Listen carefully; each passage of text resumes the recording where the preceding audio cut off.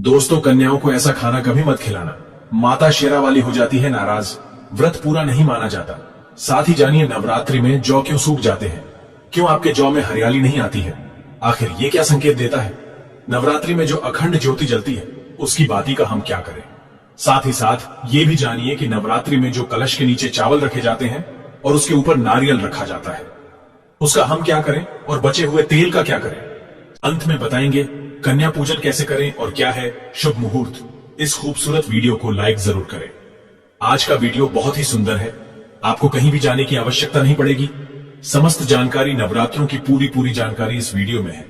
खासकर कन्या पूजन कैसे करना है, सप्तमी कब है, अष्टमी कब है, नवमी कब है, समस्त जानकारी इस वीडियो में हम आपको दे रहे हैं। दोस्तों, जो भक्त सच्चे दिल से माता रानी की पूजा आराधना करते हैं और उनकी भक्ति में लीन हो जाते हैं, तो माता रानी उनकी सच्ची भक्ति से उनकी पुकार अवश्य सुनती है और जो इच्छाएं उसके मन में होती है तो माता रानी उसे वो सब कुछ देती है जो उसको चाहिए होता है। माता लक्ष्मी दोनों हाथों से धन की वर्षा करती है। माँ दुर्गा उसी पर अपनी कृपा दृष्टि बनाती है जो नवरात्रों में खास तौर पर माता की सेवा में लग जाता है। देखिए, माता की सेवा में आपको बिल्कुल भी कंजूसी नहीं करना है। दिल खोलकर माता रानी की सेवा करें, जितना हो सके माँ को प्रसन्न करने में लग जाए।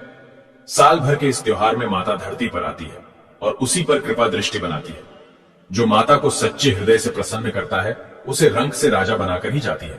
फिर चाहे वो राजा हो या भिखारी, माँ की नजरों में वो सबसे बड़ा है जिसकी भक्ति में प्रेम, आस्था और माँ के प्रति सच्ची लगन हो। इसीलिए माँ की भक्ति में आनाकानी ना करें। दोस्तों, एक बार सच्चे हृदय से कमेंट बॉक्स में लिखे जय माता दी और हमारे चैनल को स्माइल फैमिलीज को सब्सक्राइब करके बेल आइकॉन जरूर दबाएगा और कमेंट बॉक्स में अपनी राशि भी डाल दीजिएगा। यदि आपकी राशि के अनुसार हमारे पास कोई उपाय होगा तो वह आकर हम आपके कमेंट में बता देंगे। दोस्तों, सबसे पहली बात, नवरात्रि में हम एक माटी के प्याले में जौ भरते हैं ताकि हमारे घर में सुख शांति बनी रहे और माता प्रसन्न हो जाए। जौ जब हरे भरे होते हैं तो घर में हरियाली आती है और सुख समृद्धि की प्राप्ति होती है। जब जौ हरे भरे होते हैं तो समस्त देवी देवता खुशियां मनाते हैं और घर की उन्नति के लिए कामनाएं करते हैं, आशीर्वाद देते हैं। हरे भरे जौ में साक्षात माता रानी अपने 9 स्वरूपों के साथ खेलती हैं और घर में सुखों की बारिश होती है तथा धन की बारिश होती है। और जिस घर में जौ के अंदर से हरियाली नहीं आती है तो उस घर में पहले ही पता चल जाता है कि अब आपके घर में गरीबी आने वाली है तथा परेशानियां आने वाली है, क्योंकि आपने पूजा पाठ में कोई ऐसी गलती कर दी होगी जिसके कारण जौ में हरियाली नहीं आ पाई। देखिए, आपको बता दें, हैरानी वाली बात तो है, बिना पानी के माटी में जौ डालते ही उग जाते हैं, वो भी बिना देखभाल करे। हरियाली उसमें निकल आती है। लेकिन जब हम कलश स्थापना करते हैं और जौ बोते हैं तो ये बहुत ही सोचने समझने वाली बात है कि आपकी देख रेख में और जबकि आपने पानी बराबर डाला, परिवार ने अच्छे से देखा, फिर भी ऐसा होने के बाद जब उसमें जौ ना निकले तथा हरियाली ना उगे तो समझ लें साक्षात माता रानी आपसे नाराज है, क्रोधित हो चुकी है। माता रानी अपनी संतान को सदैव माफ कर देती है। आप सच्चे हृदय से माता रानी से माफी मांग ले। माता करुणामयी है और अपने भक्तों को, अपने बेटों को, अपने लाल को वह सदैव माफ करती है। जौ में कम हरियाली आना मतलब घर में धीरे धीरे खुशियों का वास होगा और ज्यादा हरियाली आने पर धन की वर्षा होगी। तेजी से व्यापार दिन दुगनी रात चौगुनी बढ़ेगा। कई लोग जौ में डेली पानी डालते हैं, जो कि इसमें पानी नहीं डाला जाता बल्कि पानी का छींटा मारा जाता है। इसीलिए जौ सड़ जाते हैं, खराब हो जाते हैं। ऐसा ना करें और इसी कारण हरियाली नहीं आती है। ज्यादा पानी डालने से ये खराब हो जाते हैं। दोस्तों, जौ जब आपके घर में हरे भरे हो जाए तब इसमें चांदी का सिक्का या 1 रुपया का सिक्का जरूर डालें। सिक्का डालने से माता रानी प्रसन्न होती है और आपके घर में धन का आगमन होना शुरू हो जाता है। दोस्तों, नवरात्रि समाप्त होने के बाद हरे भरे जौ का क्या करें, आइए जानते हैं स्माइल फैमिलीज चैनल के माध्यम से। पहली बात तो यह है कि इसमें जो आपने 1 रुपया का सिक्का डाला है उसे आप अपने धन रखने के स्थान पर रख लें। इससे धन में बढ़ोतरी होती है। दोस्तों, और अंत में नवरात्रि समाप्त होने के बाद इन जौ में से थोड़े पत्ते माता रानी के प्रसाद के स्वरूप में पूरे परिवार को खिलाएं। इसके पत्ते खाना बहुत ही शुभ और मंगलकारी माना जाता है। इसे जो भी खाता है वो जल्दी बीमार नहीं पड़ता। और बाकी आप इन जौ को गंगा में विसर्जित कर दे या नदी की धारा में छोड़ दे। इससे आपका व्रत संपूर्ण और सफल हो जाएगा। दोस्तों, कई लोग अपने घर में अखंड ज्योत जलाते हैं और जो बाती होती है तथा तेल बाती, उसे कई लोग इधर उधर फेंक देते हैं या अपने घर में संभाल कर रख लेते हैं या फिर पानी में डाल देते हैं, जो कि इससे आपको कोई फायदा नहीं होता। जो अखंड ज्योति होती है उसे आप मामूली न समझे। ये बुझने के बाद भी जागृत अवस्था में होती है। इसमें साक्षात माता दुर्गा का वास होता है। ये चैतन्य अवस्था में होती है। जागृत होती है। दोस्तों, नवरात्रि समाप्त होने के बाद इसके बचे हुए तेल को आप बच्चों की मालिश करने के लिए रखें और आप भी इससे मालिश करें। इससे आपकी सभी बीमारी दूर हो जाएगी और आपके ऊपर सकारात्मकता का संचार होगा। और साथ ही साथ जो अखंड ज्योति की बाती होती है उसे आप अपने बाजू में बांध लें। ऐसा करने से आपको धनी होने से कोई नहीं रोक सकता। बच्चे बड़े सभी बांध सकते हैं। इसको बड़ा करने के लिए इसमें आप कलावा बांध सकते हैं। दोस्तों, नवरात्रि में जब कलश स्थापना की जाती है तो कलश के नीचे चावल जरूर रखे जाते हैं और कलश के ऊपर एक नारियल भी जरूर रखा जाता है।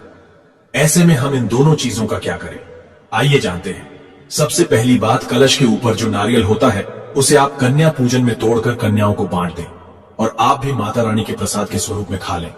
आप चाहे तो नारियल साबुत ही गंगा में विसर्जित कर दें। दोस्तों, और जो कलश के नीचे चावल रखे जाते हैं उसे आप थोड़ी हल्दी में पीला करके एक लाल कपड़े में बांधकर अपने धन रखने के स्थान पर रख लें या अपने पर्स में रख सकते हैं।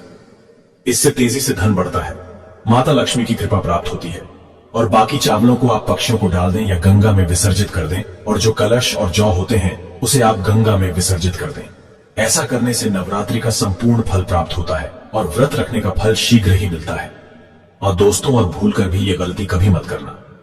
गंगा में कचरा आदि, धूप बत्ती के डिब्बे, माचिस के डिब्बे भूलकर भी मत डालना।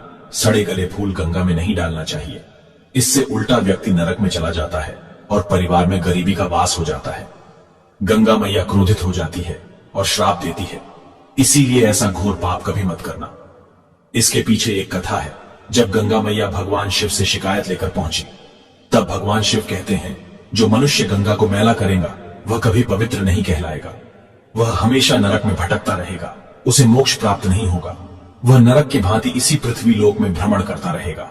इसीलिए गंगा को मैला नहीं करना चाहिए, नहीं तो आपका समस्त पुण्य नष्ट हो जाएगा। आपका पुण्य भूत पिशाच को प्राप्त हो जाएगा। दोस्तों, अगर आपको माता रानी की चुनरी उपहार में मिली है, जैसे जागरण आदि से या किसी पंडाल से या धार्मिक यात्रा से, तो ऐसी माता की चुन्नी बहुत ही शुभ मानी जाती है। इससे आपका वैवाहिक जीवन सफल हो जाता है। माता रानी की चुन्नी को आप संभाल कर रखें। इसे आप करवा चौथ पर, बट सावित्री व्रत आदि में या किसी पर्व पर, त्योहार में अवश्य पहने। इसमें माता रानी का आशीर्वाद होता है जो आपको प्राप्त हुआ है। ऐसी चुनरी सदैव संभाल कर रखें, क्योंकि माता की चुनरी जागृत अवस्था में होती है। इसे मामूली ना समझें। नवरात्रों में चाहे कुछ भी कर लेना, लेकिन यह कार्य जरूर करना, बिन पूजा पाठ के ही सारा फल मिल जाता है। आप चाहे कुछ करें या ना करें, लेकिन नवरात्रों में यह एक काम जरूर कर लेना। मैं माता रानी की सौगंध खाता हूं। माता लक्ष्मी खुद आपके घर में चलकर आएंगी, आगे आपकी मर्जी। दोस्तों, नवरात्रि में बिना व्रत, बिना पाठ के आपको संपूर्ण नवरात्रि का फल मिल जाएगा। ये वीडियो ध्यान से देखना। अगर आपने व्रत नहीं रखा है, कोई बात नहीं, आपको परेशान नहीं होना है, क्योंकि कभी कभी हम काम के चलते या फिर ऑफिस वर्क होता है या कभी कभी कुछ ऐसे हम कामों में फंस जाते हैं जिसके कारण हम माता रानी के नवरात्रों में उनको टाइम नहीं दे पाते। तो आपको परेशान नहीं होना है। अगर आपने व्रत नहीं रखा है, कोई बात नहीं, पूजा नहीं कर रहे हैं, नवरात्रि में कोई बात नहीं। दोस्तों, बस ये एक काम आपको कर लेना है। नवरात्रि में जितने भी लोग पूजा पाठ करते हैं उससे भी आपको अधिक बढ़ करके फल प्राप्त होगा। तो ये वीडियो ध्यान से देखना। आज की जो मैं वीडियो बताऊंगा बहुत ही सुंदर है, ज्ञानवर्धक जानकारी है। इस प्रकार की जानकारी आप लाखों रुपए खर्च करेंगे फिर भी कोई नहीं बताने वाला। हमारे चैनल का मकसद है जनहित एवं जन कल्याण करना, इसलिए आप लोगों को इस प्रकार की अच्छी अच्छी जानकारी सिखाते हैं। तो आइए इस वीडियो में जानते हैं, नवरात्रि में ऐसा कौन सा कार्य करने से बिना व्रत, बिना पूजा या फिर बिना कन्या भोजन के सारे फल की प्राप्ति हो जाती है। केवल सच्चे मन से अगर नवरात्रि के समय में कोई भी व्यक्ति पूरे मन के साथ, पूरे विश्वास के साथ, सच्ची लगन आस्था के साथ अगर दुर्गा सप्तशती में वर्णित सिद्ध कुंज का स्रोत का पाठ कर लेता है तो संपूर्ण दुर्गा पाठ का फल उन्हें प्राप्त हो जाता है। जो भी आप व्रत रखते हैं, माता रानी के लिए आप चाहते हैं कि माता रानी का आपके ऊपर आशीर्वाद प्राप्त हो, माता रानी की कृपा मिले। आपकी कोई अधूरी मनोकामना है, वो चाहते हैं आपकी अधूरी मनोकामना पूर्ण हो जाए। सरकारी नौकरी हेतु पितृदोष, राहु दोष, मंगल दोष, कर्ज दोष, शनि दोष, कर्ज का दोष, गरीबों का दोष मात्र पल भर में दूर होगा। तो अगर आपने नवरात्रि का व्रत रखा है तो वो सारे फल अगर आप चाहते हैं और उसका 1000 गुना फल प्राप्त हो जाए तो नवरात्रि के समय में दुर्गा सप्तशती का पाठ जरूर करना। और जो लोग नवरात्रि का व्रत नहीं रखे हैं, किसी कारणवश उन्हें टाइम नहीं मिल पाया है, ऐसे व्यक्ति दुर्गा सप्तशती में वर्णित सिद्ध कुंज का स्रोत का पाठ जरूर करना। पूर्ण रूप से आपको नवदुर्गा माता का पूजा पाठ करने से, नवदुर्गा के 9 दिन व्रत करने से, कन्या भोजन कराने से जो फल प्राप्त होता है। दोस्तों, केवल इस पाठ को सच्चे मन से अगर आप जो है नवरात्रि के दिन एक दिन बस केवल आप जो है बैठ करके जप लेते हैं तो पूर्ण रूप से आपको फल प्राप्त हो जाता है। मैं आप लोगों को बताना चाहूंगा, जो लोग सामर्थ्यवान हैं ऐसे लोगों को कन्या पूजन भी जरूर करना चाहिए। मैं कल की भी वीडियो में बताया हूं। अब कन्या पूजन का बेनिफिट क्या है तो माता रानी स्कंद पुराण में भी लिखा है और कई सारे हमारे जो है देवी पुराण में भी इसका वर्णन मिलता है। माता रानी जितना पूजा पाठ से प्रसन्न होती है उतना ज्यादा कन्या भोजन कराने से हो जाती है, क्योंकि कन्याओं को देवी का स्वरूप माना जाता है और जो कन्या होती है नवरात्रि के समय में ये साक्षात नवदुर्गा का स्वरूप हो जाती है। मैं कन्या पूजन के बारे में विस्तार से वीडियो के अंत में बताऊंगा, तो वीडियो में कंटिन्यू बने रहना। कन्या पूजन कैसे करना है और क्या मुहूर्त है सब बताऊंगा। दोस्तों, दूसरी जानकारी बता रहा हूं, ये जानकारी आपकी जिंदगी में बाहर लाएगी, आपके जीवन में चल रही परेशानी को दूर करेगी, क्योंकि हम आप लोगों को बहुत सरल साधारण सी विधि बताते हैं जिसमें आप सभी दर्शकों का कल्याण छुपा होता है। तो नवरात्रि के दौरान आपको एक पुष्प का पौधा जरूर लगाना है। मैं इसका फायदा भी बताऊंगा। कौन कौन से पुष्प लगाने चाहिए? हमारे धर्मशास्त्रों के अनुसार कहा गया है दोस्तों, अगर कोई व्यक्ति मंदिर के किनारे में मदार का पौधा लगा दे, ध्यान से सुनिए, जो सफेद कलर का मदार का पौधा होता है किसी भी मंदिर के किनारे में लगा देते हैं। ये पुष्प वहां पर उपस्थित जो देवी देवता है, मंदिर में जो रहने वाले जो देवी देवता हैं, जैसे शिव मंदिर है, शिव मंदिर में मदार का पौधा लगाते हैं तो इसका एक पुष्प अगर कोई भी व्यक्ति रख करके चढ़ा दे शिव मंदिर में जाकर के, तो आपको एक स्वर्ण दान के बराबर पुण्य की प्राप्ति होती है। तो मदार का पौधा लगाने से इसमें जो फूल खिलेंगे वो जाकर के देवी देवताओं को चढ़ाए जाएंगे, तो उसका आपको जो है पुण्य की प्राप्ति होगी। जो व्यक्ति चढ़ा रहा है उसको आधा फल मिलेगा और आधा फल आपको प्राप्त होना शुरू हो जाएगा। तो मदार का पौधा अगर कोई भी व्यक्ति नवरात्रि के समय में किसी भी शिव मंदिर है, माता रानी का मंदिर है, उनके समीप में जाकर के लगाता है तो अक्षत पुण्य की प्राप्ति होती है। न इसमें आपको व्रत करना है, न पूजा पाठ करने की जरूरत है, बस आप जो है कोई भी फूलों का पौधा लगा सकते हैं। इस श्रेणी में आते हैं जैसे मदार का पौधा, सदाबहार का पौधा। सदाबहार हमेशा हरियाली रहता है और ये हमेशा फूलते हैं। ऐसे फूल का आपको चयन करना है जो हमेशा फूलते रहे, जिसमें फल फूल आते रहे। तीसरे नंबर पर आता है कनेर का पौधा। जो कनेर का पौधा है ये देवी मां का श्रृंगार कहा गया है। कनेर के पौधे से अगर कोई भी व्यक्ति, कनेर का पौधा सफेद कलर का अगर कनेर है तो फिर इसे अति उत्तम माना जाता है। कनेर के पौधे को पार्वती का स्वरूप कहा गया है। धर्मशास्त्रों में तो कनेर का पौधा चढ़ाने से माता रानी बहुत प्रसन्न होती है और गोदान के बराबर हमें फल की प्राप्ति होती है। आप चाहते हो तो गुड़हल का पौधा लगा सकते हैं। दोस्तों, मंदिर के किनारे में, देवी मंदिर के किनारे में अगर कोई भी व्यक्ति गुड़हल के फूल का पौधा लगता है तो हमारे धर्मशास्त्रों में ऐसा कहा गया है, गुड़हल के वृक्ष पर साक्षात मां जगदंबा का वास होता है। जी हां, ये मैं कोई हवा में हवाई बात नहीं कर रहा हूं, प्रमाणित बात कर रहा हूं। धर्मशास्त्रों में भी लिखा है, आप माता रानी को 56 भोग लगाएं या ना लगाएं, कोई श्रृंगार का सामान चढ़ाए या ना चढ़ाए, इससे कोई फर्क नहीं पड़ता। लेकिन अगर कोई भी व्यक्ति नवरात्रि के समय में गुड़हल का पुष्प माता रानी को सच्चे मन से अगर माला पिरो करके 21 की संख्या में, 11 की संख्या में चढ़ा दी जाए तो उस व्यक्ति की वह मनोकामना पूर्ण होने से साक्षात ब्रह्मा भी नहीं रोक पाते हैं। गुड़हल का फूल माता रानी को चढ़ाने से नवरात्रि में आपने पूजा पाठ व्रत रखे हैं, पूजा पाठ कर रहे हैं, कोई बात नहीं। अगर आप व्रत नहीं कर पा रहे हैं, पूजा पाठ में टाइम नहीं दे पा रहे हैं, तो गुड़हल का फूल माता रानी को नवरात्रि के किसी भी दिन, एक दिन 21 माला पिरो करके, माला बनाकर के माता को चढ़ा देना, संपूर्ण व्रत का फल मिल जाएगा। आपने नवरात्रि का व्रत रखा हो या ना रखा हो, इससे कोई फर्क नहीं पड़ता। बस गुड़हल का फूल माता रानी को चढ़ा देना, तो ऐसा कहा गया है।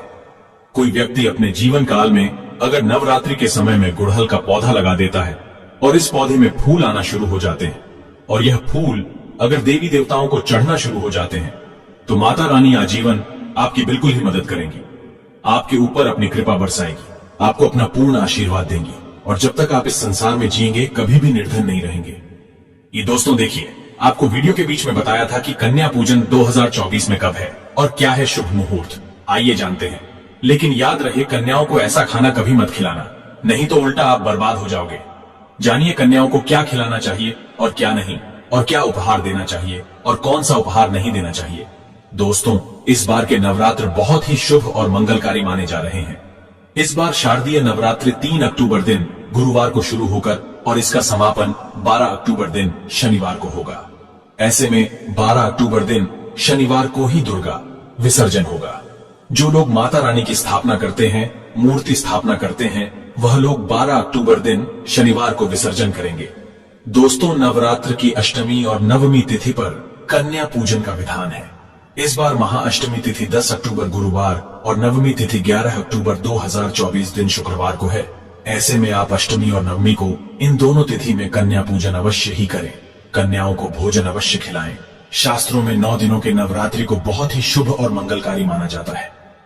शास्त्रों के अनुसार नवरात्रि के दिनों में माता रानी का पूजन करने से, कन्या पूजन करने से मां अभय वरदान प्रदान करती है। कुंडली में जो कष्ट होते हैं उन्हें ठीक कर देती है। श्रीधर की तरह ही सच्चे हृदय वाले व्यक्ति के सभी कष्टों का निवारण मां शीघ्र ही करती है। मां की उपासना से विनम्रता का विकास होता है।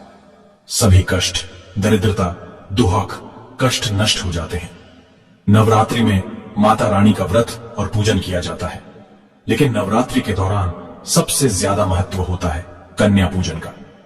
दोस्तों, कन्या रानी जो होती है फूल की पंखुड़ियों की तरह नाजुक होती है। कन्या पूजन सर्वोपरि है, श्रेष्ठ है। कन्या के रूप में स्वयं जगदम्बा देवी, माता वैष्णो, 9 देवियां अर्थात समस्त ब्रह्मांड इनके शरीर के कण कण में वास करते हैं। बहुत कम लोग जानते हैं 33 कोटि देवी देवताओं का वास होता है कन्याओं के मस्तक पर। कन्या चाहे छोटी हो चाहे बड़ी हो, वह सदैव पूजनीय है, मां के समान मानी जाती है। दोस्तों, माना जाता है व्रत और उपासना से माता रानी इतना प्रसन्न नहीं होती है जितना कि कन्या पूजन से होती है। नवरात्रि में छोटी छोटी कन्याओं को माता रानी का स्वरूप माना जाता है। कन्याओं को भोग लगाया जाता है, उन्हें प्रसन्न किया जाता है और बदले में आशीर्वाद मांगा जाता है। कन्याओं को प्रसन्न करने के लिए गिफ्ट आदि उपहार वगैरह दिए जाते हैं। माना जाता है अगर कन्याओं को कोई भेंट दी जाए और वो उसे खुशी खुशी स्वीकार कर ले तो इसका मतलब है माता रानी अर्थात माता वैष्णो ने वो भेंट स्वीकार कर ली। जिन पर कन्याएं प्रसन्न होती हैं तो समझो उन्हें माता रानी का आशीर्वाद मिल गया और रानी की कृपा से उन्हें मुंह मांगा वरदान प्राप्त होता है। कन्या पूजन कोई मामूली पूजन नहीं होता। समस्त ब्रह्मांड में जो पूजा होती है उनसे बढ़कर कन्या पूजन को माना जाता है। 10 बार गंगा स्नान करने से और 100 बार यज्ञ करने से तथा 1000 बार यात्रा करने से जो पुण्य मिलता है वह मात्र एक बार कन्या पूजन करने से करोड़ों गुना भक्त को मिल जाता है, प्राप्त हो जाता है। दोस्तों, इसीलिए कहा जाता है कि कन्याओं को सताना नहीं चाहिए, इससे समस्त ब्रह्मांड हिल जाता है। कन्याओं की जितनी सेवा की जाए कम ही होती है। कन्याएं कोई मामूली नहीं होती।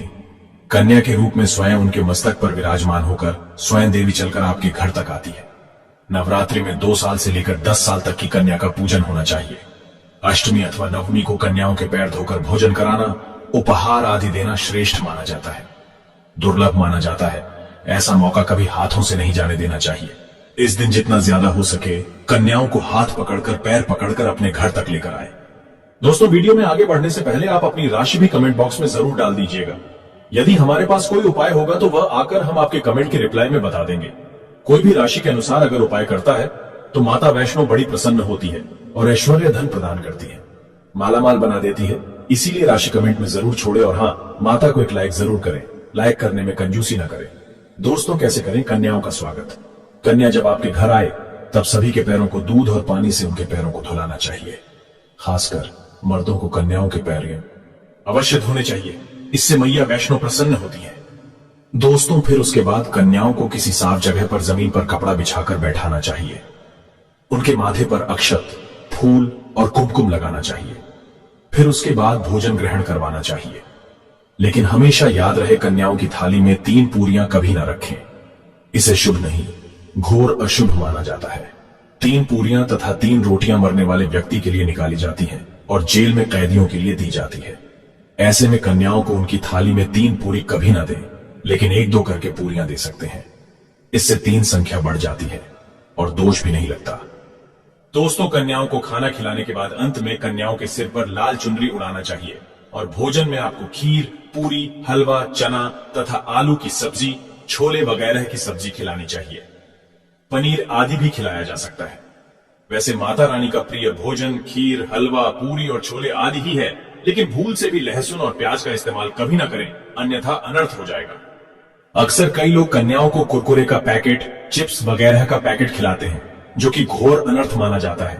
क्योंकि इसमें लहसुन प्याज का इस्तेमाल होता है, जिसके कारण आपका व्रत खंडित हो सकता है। मां दुर्गा क्रोधित हो सकती है। जहां आपने 9 दिनों तक लहसुन प्याज का परहेज किया, लेकिन आपकी एक गलती पूरे व्रत को खंडित कर सकती है। इतना भी नादान नहीं बनना चाहिए कि माता रानी रुष्ट हो जाए और कन्याओं को भी अशुद्ध होना पड़े। कन्याओं को डब्बा बंद कोई भी ऐसी चीज ना खिलाएं जिसमें लहसुन प्याज होता है। कई चीज तो ऐसी होती है मार्केट में जिसके अंदर लहसुन प्याज का इस्तेमाल होता है, ऐसा आप कभी मत करना। दोस्तों, कई लोग कन्या पूजन में खाना घर पर नहीं बनाते और मार्केट से रेडीमेड लाकर ही खिलाते हैं तथा दही जलेबी खिलाते हैं, जो कि शुभ नहीं माना जाता। दोस्तों, ऐसा खाना वो लोग खिलाते हैं जिनके घर में मान लीजिए कोई दुर्घटना आदि हो गई है या घर में कोई बीमार है या कोई मुसीबत है, तब वो ऐसा करते हैं। लेकिन अगर आप स्वस्थ हैं, आपको कोई पीड़ा नहीं है, तो ऐसा